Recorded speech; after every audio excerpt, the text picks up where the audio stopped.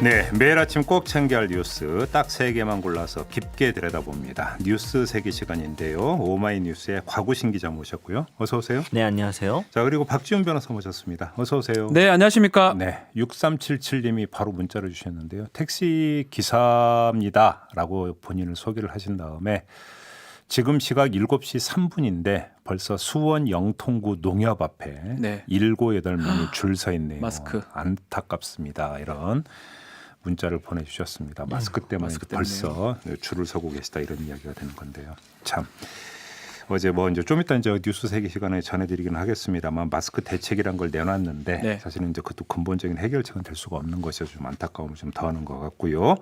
아무튼 이렇게 문자 참여를 해주고 계십니다. 그다음에 유튜브 라이브로 김종배의 시선 집중도 함께 하실 수 있는데요.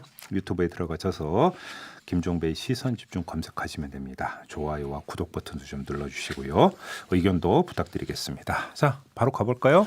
네, 코로나19의 하루 확진자 증가폭이 뚜렷하게 둔화하고 있습니다. 최대 지난달 29일 909명을 찍은 이후로 쭉 감소세인데요. 특히 네. 최근 3일간 600명, 516명, 438명으로 줄어들었습니다. 네. 또 정부가 경기도 과천에 있는 신천지 본부에 대해서 행정조사에 나섰는데요. 중앙재난안전대책본부에서는 신천지 신도 및 교육생의 인적사항 명단, 예배별 출석 기록, 또 시설의 전체 주소 정보 등을 확인할 예정이라고 합니다. 네. 법무부와 협의도 되었고 검찰의 지원도 받아서 사실상의 압수수색 효과를 얻은 거 아니냐라는 분석도 있고요. 그 와중에 신천지는 이 사회복지 공동모금의 공개 계좌로 120억 원을 입금을 했습니다. 기부를 한 건데 사전 협의는 없었다라고 합니다. 오늘 새벽에 좀 뉴스 검색해 보니까 그래서 모금에서 이 돈 돌려주기로 했다는 뉴스가 올라왔더라고요. 네, 국민 그렇습니다. 정서가 좋지 않다. 맞지 않으니까요. 근데 압수수색 이거는 이게 행정조사하고 그 압수수색 차이가 뭐냐면 이미 협조가 필요한 게 행정조사거든요. 근데 과연 다 냈는지 안 냈는지 이건 좀 봐야 됩니다. 그러니까요. 이 문제는 이제 그 뉴스 세계가 끝나는 네. 대로 그 전문가하고 한번 신천지 이게 정말로 협조가 제대로 이루어졌는지 제대로 됐는지. 한번 좀 알아보도록 하겠고요. 120억을 돌려준다고 했는데 네. 그냥 돌려주지 않고 예. 방역에 그냥 쓰면 안 되나요? 그거는 아니 별개로 해서 그다음에 사회복지 공동모금의 판단입니다. 신천지에 대한 예. 조사는 조사대로 엄격하게 하고 그죠? 이건 방역에 쓰고 뭐 이러면 안 될까 싶은 생각이 드는데 모금에서 그렇게 해도 되는데 네. 받기 뭐하다. 국민 정서 예. 이야기를 하더라고요. 자, 제가 왜 이 말씀을 드리냐면 옛날에 60년대 부정선거가 횡행할 때 네. 기억나십니까? 기억 못하죠. 태어나지도 않았는데. 아 그러셨나요? 예. 가구승 기자도 그렇고 저도 그렇고. 저와 동년배인 줄 알아요. 아유, 아닙니다. 강하게 부정하시네. 아니 아무튼 그때 뭐가 있었냐면 받을 건 받고 찍을 건 찍자. 네. 그죠? 뭐 네. 고무신 돌리고 이럴 때.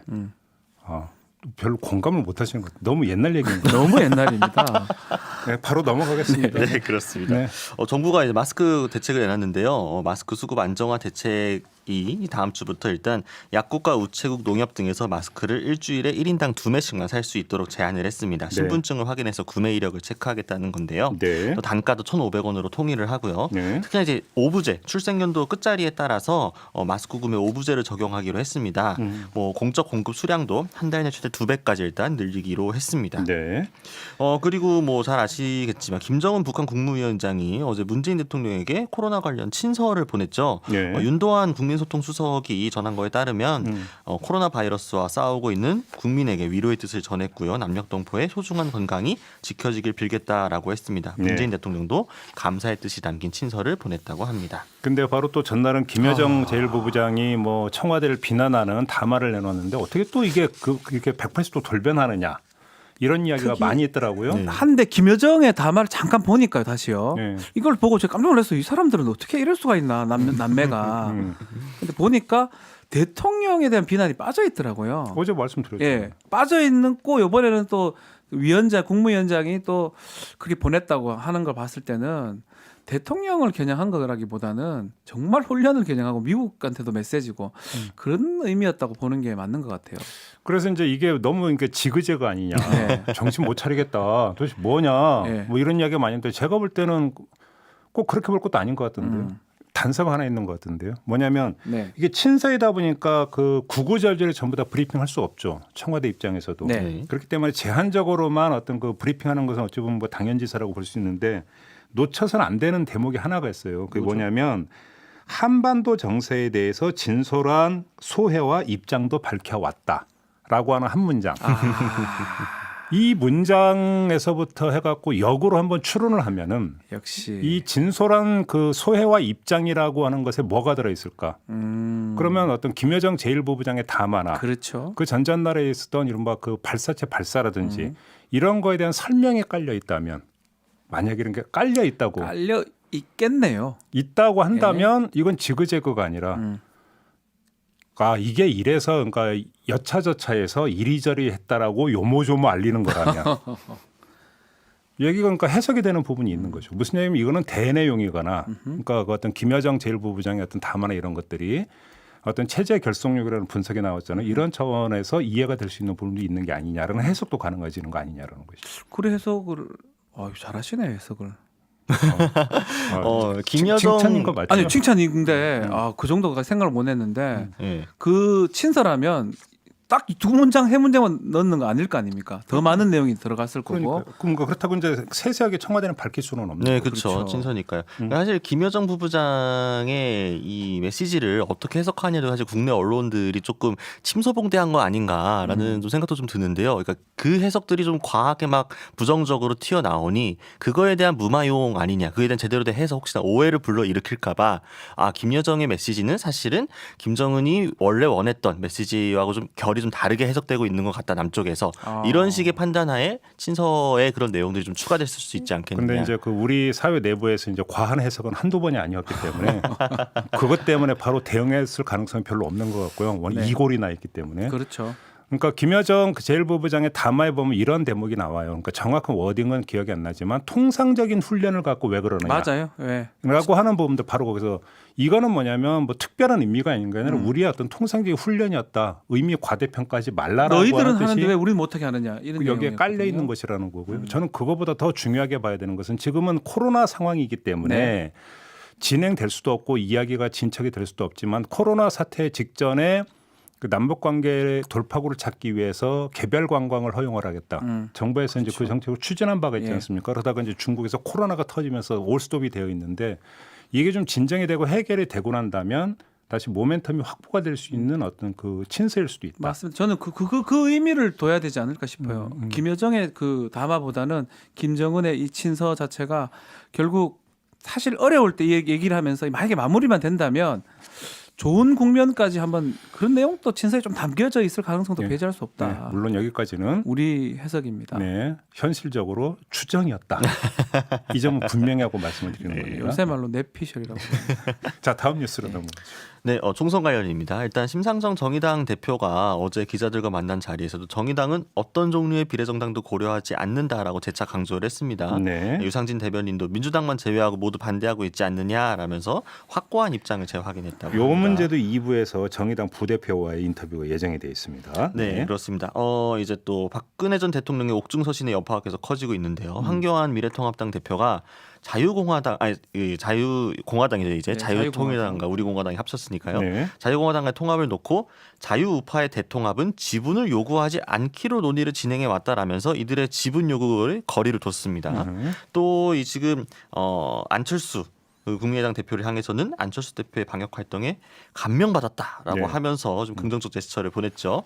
한편 정의당은 공직선거법 위반으로 박 전 대통령을 검찰에 고발했습니다. 네. 또 지금 통합당의 영입 인재들이 미래 한국당 이 위성정당으로 당적을 옮기고 있습니다. 또 비례대표 이 출마를 준비하고 있는 건데요. 또 유영하 변호사 옥중서신 전달했던 유 변호사는 미래 한국당에 입당을 한다고 합니다. 비례대표 네. 공천 신청할 것으로 신청하겠죠. 그거 안 보입니다. 하고 네, 뭐. 그거 하려고 하는 거니까요. 네. 또 이제 홍준표 전 자유한국당 대표와 김태호 전 경남도지사가 통합당 공천 컷오프가 됐습니다. 네. 무소속 출마를 김태호 전 지사는 강행 의사를 밝혔고 홍 전 대표는 2, 3일 지켜본 뒤에 입장을 내겠다라고 밝혔는데요. 네. 일각에서는 김영호 위원장이 좀 친한 사람들이 공천을 많이 받고 있는 거 아니냐는 의혹을 제기하기도 합니다. 또 민주당에서는 민병두 의원이 공천 배제됐는데 민 네. 의원이 이에 반발하는 중입니다. 역시 관심사는 홍준표, 홍준표. 김태호 두 사람의 컷오프 이거라고 봐야 되는 거 아니겠습니까? 그렇죠. 이게 제일 핫하죠. 뭐 김태호 이제 전 지사는 뭐 무소속으로 출마하겠다고 입장 밝혔죠. 그렇죠. 무소속 해도 아주 세기 때문에 할 만한 거고요. 네. 홍준표 전 대표 같은 경우는 너무 이렇게 왔다 갔다 하다가 이렇게 했거든요. 그러니까 저는 본인이 궁금한 게 그러니까 정계 은퇴 안 하고 무소속 출마를 한다면 예. 그 무소속 출마 지역이 경남 양산을입니까? 아니면 다시 창녕으로 다시 돌아가는 겁니까? 그러니까 지금 밀양으로 회군을 하느냐, 예. 아니면은 깃발을 옮겼던 양산을에 그대로 가느냐. 사실 예. 공교롭게 어제 컷오프가 됐는데 어제 또 홍준표 전 대표 측에서 그 양산 관련 주요 공약들을 내면서 기자회견도 열고 했거든요. 아니 근데 그러면 컷오프를 했기 때문에 그 미래통합당은 당연히 양산을에 자기 당 후보를 낼 거 아닙니까? 그렇죠. 그렇죠. 그러면 그러니까 결국 분열되는 거잖아요. 그렇죠. 맞아, 뭐 밀양으로 가도 마찬가지죠. 네. 근데 이제 문제는 그게 이제 고향 프리미엄과 아닌 것의 차이 네. 때문에 지금 그 질문을 드리는 또 거예요. 양산은 또 김두관이 나온단 말이에요. 네. 어쨌든 뭐 이거는 뭐 홍준표 전 대표가 2, 3일을 본다는 거는 아마 네. 좀 많이 당황했을 것 같아요. 진작에 그럼 컷오프가 되든지 네. 될 것처럼 한참 해놨다가 이렇게 반대의 결과가 난 거거든요. 예. 그래서 2, 3일간 보기는 보는데 음. 고향으로 가지 않을까 생각이 들어요. 그냥 고향으로 가면 홍준표 창녕. 전 대표도 지그재그네요. 요즘 왔다 갔다. 지그재그라는 표현을 너무 많이 쓰네요. 네. 그냥 갈짓자라고 근데 할까요? 본인이 원해서 지그재그는 아니잖아요.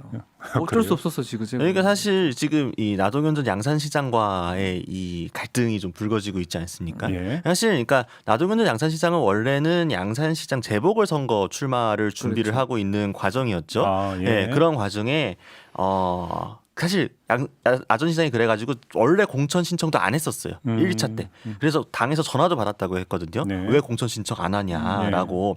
근데 공관위에서 나전 시장을 홍준표 전 대표를 밀어내기 위한 일종의 자객으로 찍은 거죠. 먼저 전화를 해가지고 이번에 그러니까. 추가 공모할 테니까 신청해라. 전날 네. 미리 알려주고. 그러니까 그거를 홍준표 전 대표가 지금 알고 있을 거라는 거죠. 예, 홍 전 대표도 그 김용호 위원장한테 전화를 받아가지고 나전 시장이 경선에 출마하도록 설득을 해주면 컷오프 시키지 않겠다. 경선 기회는 주겠다. 양산을 해라고 이야기했다. 홍 전 대표 지금 주장을 하고 있고 그렇죠. 페이스북에. 근데 그렇게 했는데 해서 경선 기회도 없이 네. 그냥 바로 그 후보에서 날아가 컷오프 버렸으니 되니까. 홍 전 대표가 또 사실 어제 정말 페이스북에 엄청나게 많이 글을 올리면서 예. 참하고 웃기도 참, 하고 사람이 뭐 이랬을 무섭다 것 같아요. 라고 하고 참 야비한 정치 막 이런 식으로 이야기했거든요. 예. 그래서 과연 홍준표 전 대표가 본인은 홍준표당을 결정을 하겠다고 했는데 예. 아마 좀 고민이 될 것 같습니다. 그러니까요. 그러니까 지금 그러니까 그 무소속 출마냐 정계 은퇴냐. 홍준표 전 대표는 두 가지 이야기를 했지만 그렇죠. 선택지는 그 두 개만 있는 게 아니죠. 네. 또 하나가 있죠.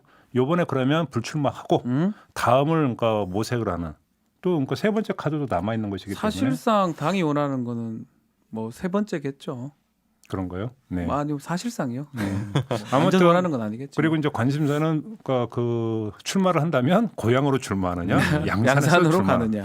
저는 그게 더 궁금해요. 홍 전 대표는 사실 다음 대선을 노리고 지금 이 총선 준비를 한 거기 그런 때문에 거죠. 네. 본인 스텝이 굉장히 중요할 것 완전 같습니다. 아무튼 이른바 PK 지역에서 뭐 빅3라고 불린다고 하더군요. 언론은 홍준표, 김태호, 그다음에 이주영 의원.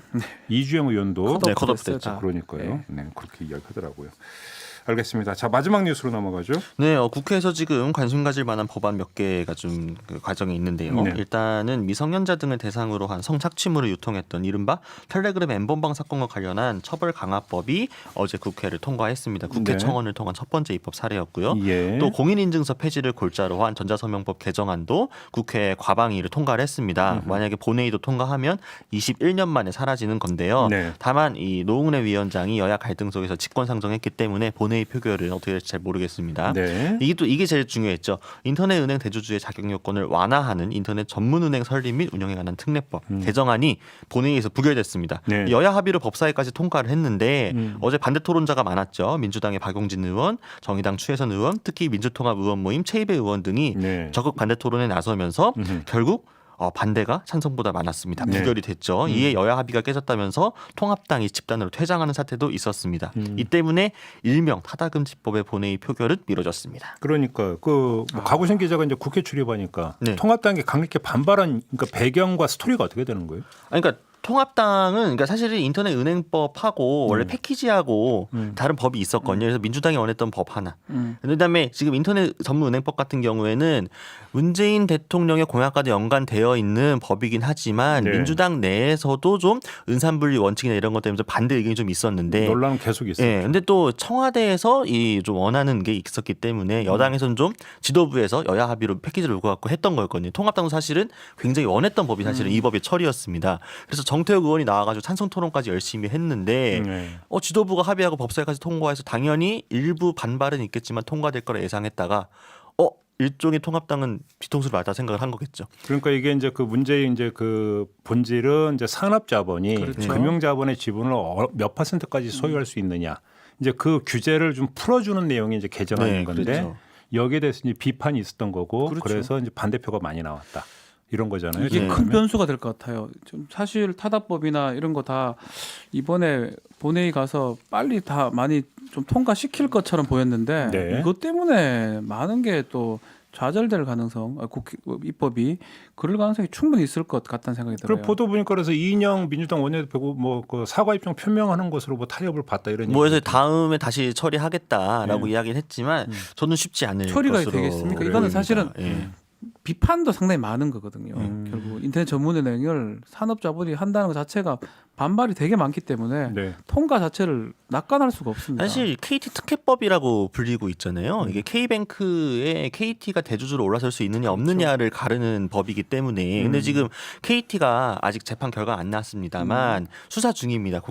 이제 공직거래법 네.